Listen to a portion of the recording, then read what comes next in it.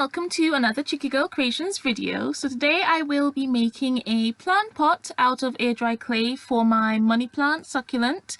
It's gotten too tall for the pot it's in now, so I thought I would make it a custom pot. And the reason I made a custom pot is because I wanted to be able to get the right height I wanted, but to still have a good size that would fit on the plate that it rests on. So if you would like to see this video in real time with like real-time commentary, you can check out my Patreon from just $3 a month, and that is linked below. That is a much more in-depth video than this one. So the air dry clay I'm using is by Das. It's a really good air dry clay. That's the one I tend to use. I've used others before, but this one is definitely my favorite. And this one is the Stone Effect one, though I don't really notice any real differences between the Stone Effect one and the white one and the terracotta one. That's just the one I happen to have. And I'm using a tall cup as like a base to be able to mold the clay around, and I covered the cup in cling film so it'll be easier to remove, and I also covered a rolling pin in cling film as well so that I don't damage it, because it was a wooden rolling pin and it's also for food, so I wanted to keep it nice and protected. So I covered the handles and like the the roller part with cling film. So I decided to use the whole block for the pot because I wasn't too sure how much I needed. And I did have leftovers in the end. I figured I would, but I just wanted to make sure that I wouldn't have to like piece together bits. So I just molded the whole like block of clay into a ball, and then I rolled it out flat to about, I would say, 3 millimeters around there. I didn't want it to be too thick, and to be honest, it did end up being slightly thick, but then I was able to fix that up anyway. So I rolled it out with my rolling pin, and I rolled it into a circle so that it would be kind of even, and I tried to get the same thickness all around. One side did end up being a little bit thinner, and because of that, like when I was molding it around the cup, I had the cup upside down and I was like molding it, and it does tear at one point, which you'll see. So to mold it onto the cup, I'm not too sure if this was the best technique, but I was able to figure it out, so maybe it is, I'm not too sure. But I was winging it a lot during the molding process, to be honest. Well, the majority of the process I was winging it. So what I did was I kind of draped it over the cup, and then I would just kind of press the clay like against the cup, and you'll see that there's kind of like excess kind of sticking out when I press the clay to the pot. So I would just cut off the excess with some scissors, and then I would connect those parts, and I'll like, when I cut it off, one side will be slightly shorter, and I would make sure and like add some markings with my nail. You can use clay tools as well if you want to. I just tend to prefer to use my hands for everything. So I would like put in some kind of like hash marks, like cross hatching into the clay on both sides, give it a spritz of water, and then fold it over and just like gently kind of press it and mold it to each other until I can't see like where the seal is.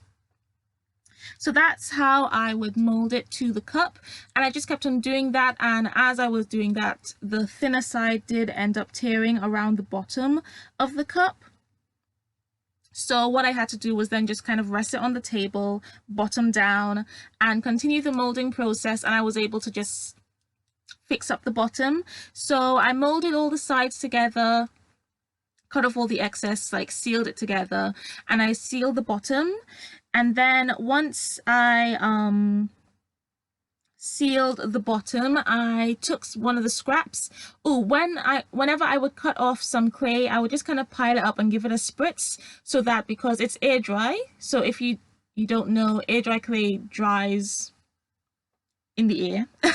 It doesn't need a kiln or anything, which is the nice thing about it. So I just give it a spritz, because if you keep it like slightly wet, like moist, it won't dry out. So I do have like an excess ball of clay that I'll use for something else. And when I was finished with all the scraps, I just molded it into a ball, spritzed the inside of like the bag that it was originally in, spritzed the ball of clay, wrapped it up, and then wrapped around the packaging with some cling film to really keep it like moist. So back to the cup.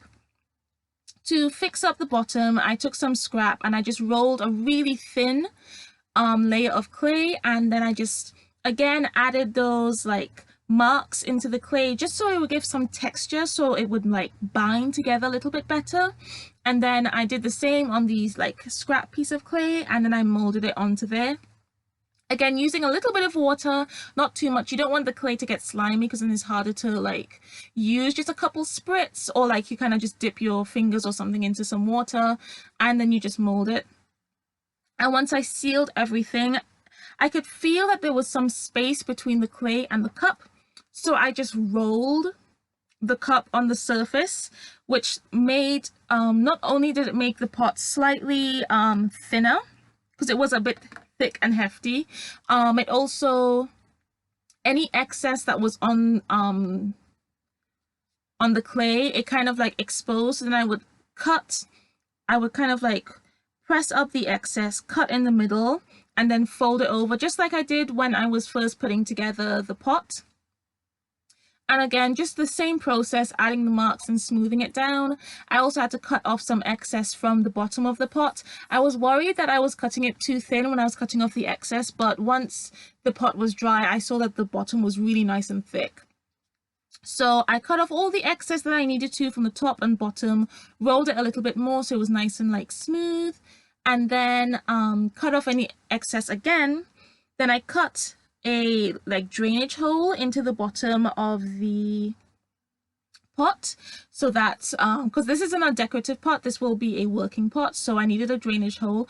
Oh, and I also took another piece of like scrap clay, rolled that nice and thin as well, and I like used my metal ruler as a guide. I cut around it and I added like a decorative rim around the pot, and again I added like the texture to the pot and like the inside of the rim piece, and then I very gently applied it. I just kind of pressed gently because I wanted it to be like obvious that this was like kind of two separate pieces in a way.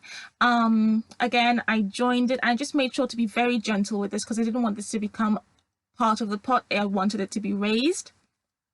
And again, I just kind of neatened up the top, and yeah, and then I just went over, I just wet my hands quite a bit then, and I just went over and smoothed over all the parts of the pot so that it was nice. It was as smooth as it can be. It still has quite a few divots and stuff, and I don't know if this is just because I'm not very practiced when it comes to clay, and I always do struggle with air dry clay, but I think that's because I treat it like actual clay sometimes. But once I smoothed everything over, I just left it to dry. I like to dry it in the house because my studio is a shed, so the temperature kind of fluctuates, but in the house is a little bit better. So I left it to dry in the shed, and then once it was completely dry, because I tried to remove the cup when it was like slightly wet, but because the bottom was so thick, it took the longest to dry, because the thicker the area, the longer it'll take to dry. So it did take quite a while for me to be able to remove the cup. I think it took a couple days, a few days. I can't remember exactly how long now, but it did take a few days for me to be able to remove the cup from the pot. But yeah, so, and again, the cling film did help with that. And I removed the cup, everything inside was very good. And then I primed it with some clear chalk primer. I make the clear chalk primer myself. I used to do that for the subscription boxes I used to sell. I'll actually link some of them. I do have a couple left over if you want to check it out, and I'll also like link the playlist in an iCard if you want to check that out. So I primed the inside. I clear chalk primer the inside of the pot and the bottom of the pot, because I didn't want the outside of the pot to be textured, because it is a chalky texture. I didn't want it to be textured. So after the priming was dry, I sanded the top part of the pot because it was a little bit messy, just with like a nail file, and that sanded really easily.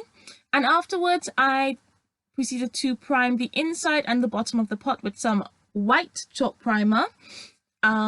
Because since this is air dry clay, I feel as if a lot of water on it would damage it. I'm not sure, but it might. So I wanted to make sure the inside especially was very well primed. And also because I'm using acrylic on this, it should have a lot of protective layers and it'll also be varnished. So I primed the inside of the pot. I think it was either 1 or 2 layers. Again, the bottom of the pot as well, because that's where the water will be, like, it'll be sitting in whenever I water the plant.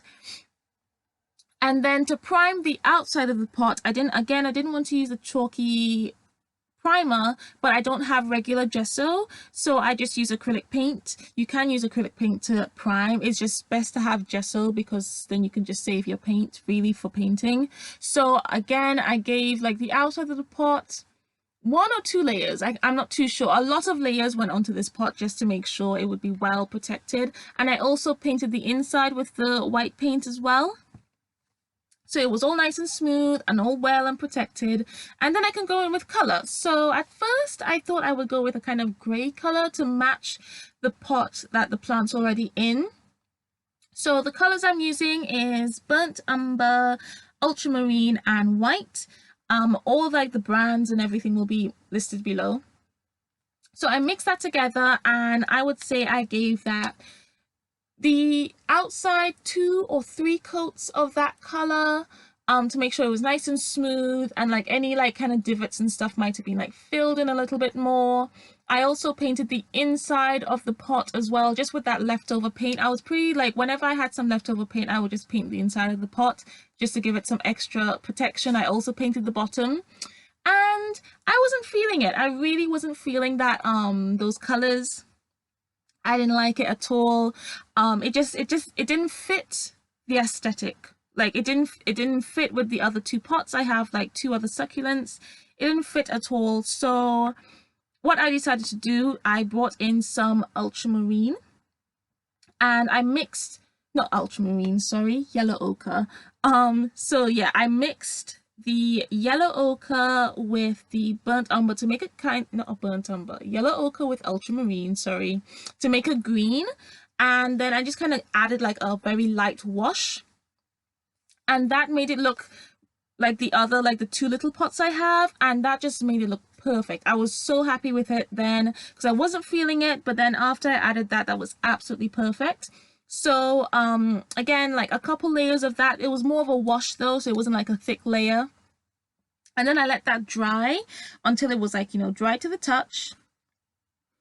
And once I did that, it was time to add a focal image. So all the pots I have like an illustration of plants on it. So I thought I would add one as well, just so it would all go together and just to make the pot look a little bit more interesting.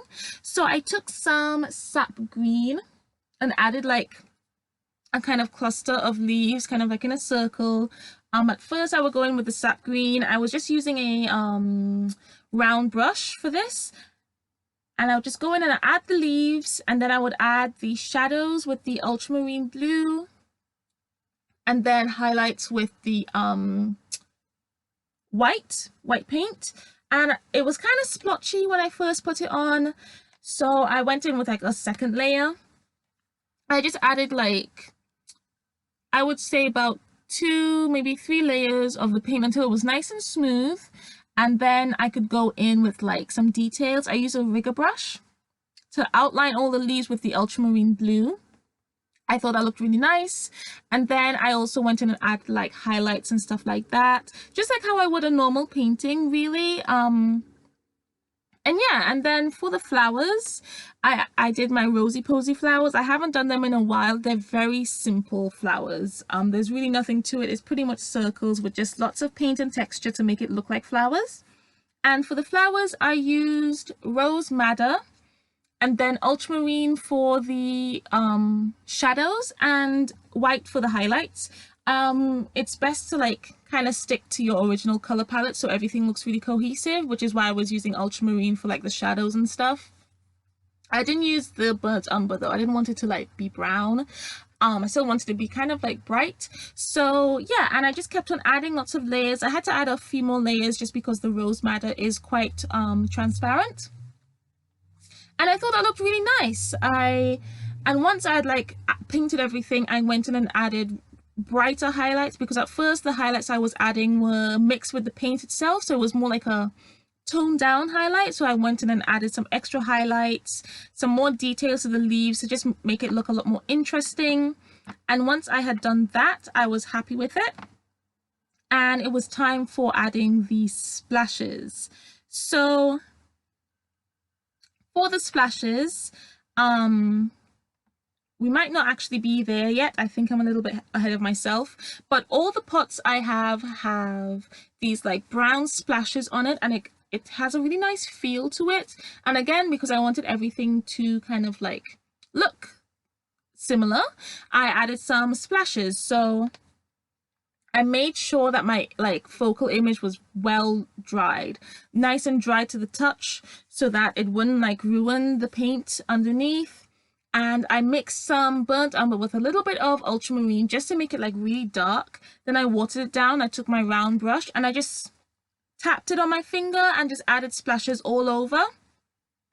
And I thought that looked really pretty, really liked how that looked. It brought everything together, but because it was kind of looking really plain, and I liked it, but it was looking really plain. So once I put the splashes, it just brought everything together, especially the parts of the pot that didn't have a focal image on it.